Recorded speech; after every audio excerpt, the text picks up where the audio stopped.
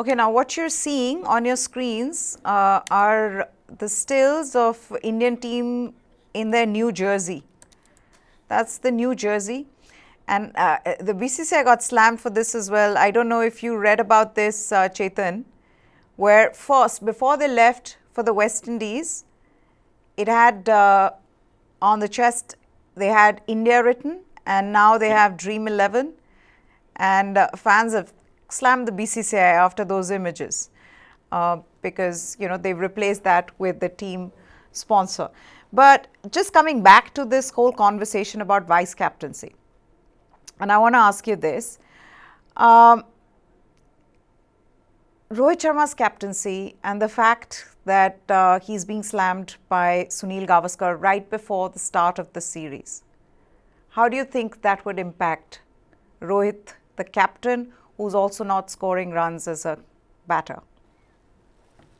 I think we live in an age where the present day cricketers don't, they have a really thick skin. They don't really care, but they know that there's going to be comments out there. If not Sunil Gavaskar, then Ravi Shastri will speak, or Saurav Ganguly will speak.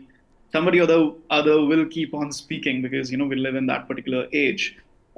So they have a bit of a thick skin. I don't think Rohit Sharma will be impacted with those words. But the big question mark is that what were the selectors doing? Because the question should, Mr. Gavaskar should also ask this question. I said this on another show as well, that Mr. Gavaskar should also ask this question of the BCCI, that why didn't they select a chairman of selector before the test side was selected? Why after the test side? Because probably they could have laid down a vision for the future, a marker for the future. And yes, I agree with him that selecting Rahane as the vice captain is not really a good option this time around because, uh, if you are going to continue with Rohit Sharma or probably bring in another senior as a stopgap test captain, you could have had somebody like a Shubman Gill to groom him for future captaincy. So that could have been the better move. And now, look, we don't have another test series for another 6 months or so. So this is a kind of opportunity lost. And I So I don't think think, the idea was, I'm sorry to just cut you, but the idea was that they didn't want to burden Shubman Gill with the vice captaincy, just as he was trying to find his place in Test cricket. Whether it's right probably, or but wrong, again, that's debatable. Whether it's right or wrong, that's debatable. That's debatable. But I've got to take this before I wrap this up because we're kind of running out of time. So you all saw what happened. I put that quote up of Ajinkya Rahane when he was asked about his age.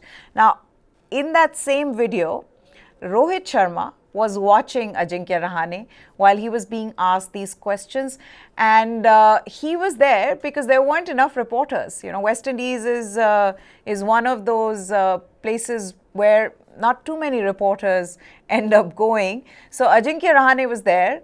There were just a couple of reporters there, and Rohit Sharma was in a playful mood, just like Chetan was saying, that doesn't look like they are impacted by all the noise outside, because what he did was he took over the reporting duties, and like I said, there was a press conference time for Rahane, and in the conversation then Rohit asked a question to Rahane and said, how come how you've come to the West Indies many times, you've played a lot in these wickets, scored runs, so what would you say to the youngsters in the side who are touring the Caribbean islands for the first time? And Rahane also took his role very seriously and answered, saying, my message to the youngsters will be to be patient. That is important if you want to score runs here. And then Rohit went on to ask another question. So like you were saying, Chetan, I think they seem relaxed. I don't see all the opinions and all the criticism about this Indian team at least reach all the way to the Caribbean islands. I think that's the one place where all these cricketers are very relaxed, and we could see that in that video. Meha, they were relaxed after losing the WTC final. So I'm sure they were very relaxed in the West Indies right now. It's the Caribbean and, really fancy beaches and really nice views of the ocean and some really good calypso cricket.